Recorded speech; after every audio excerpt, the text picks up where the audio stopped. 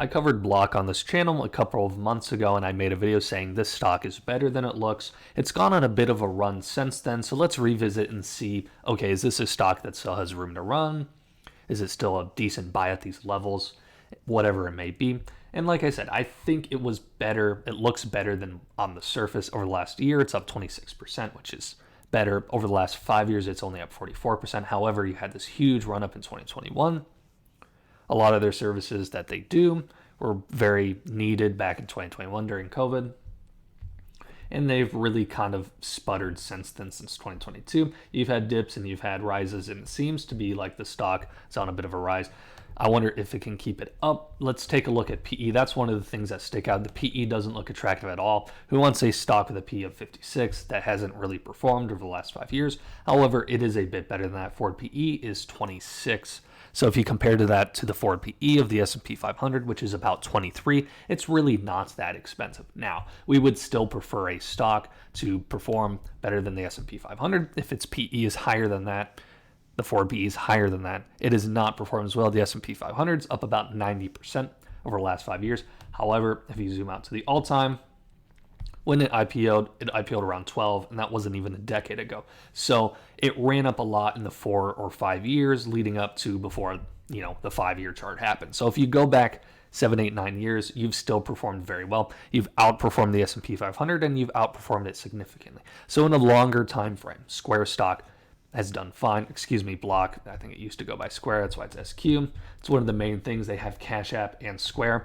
I don't dislike Cash App at all. It's not bad, but primarily I like this stock from Square, what it offers. It offers all the stuff for all the commerce options for all businesses. It's very good.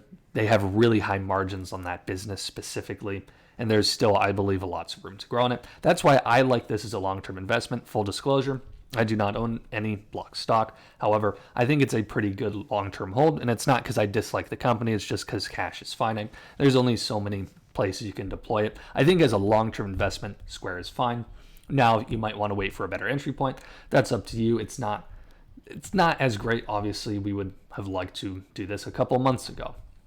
But it's still not terrible if you're holding this long term. They don't pay a dividend at all. But the main thing you're looking for here, that I'm seeing at least, is you're seeing a consistent growth in revenue. In 2020 to 2021, it was pretty good as well. But you have, you went sideways, but then you grew 25%, and then you're projecting to grow revenue 11% this year. You're expecting a large jump in earnings per share. I'm more focused on the revenue itself because you can only increase earnings per share so much. Usually, it depends on the business, it depends on what they're selling, but you can usually only increase earnings per share so much. You can only get so efficient. Unless, of course, you develop a new product that has significantly higher margins. I don't think with Square you're going to see crazy increases on earnings per share year after year. However, if you're getting 11% revenue growth, that's good growth.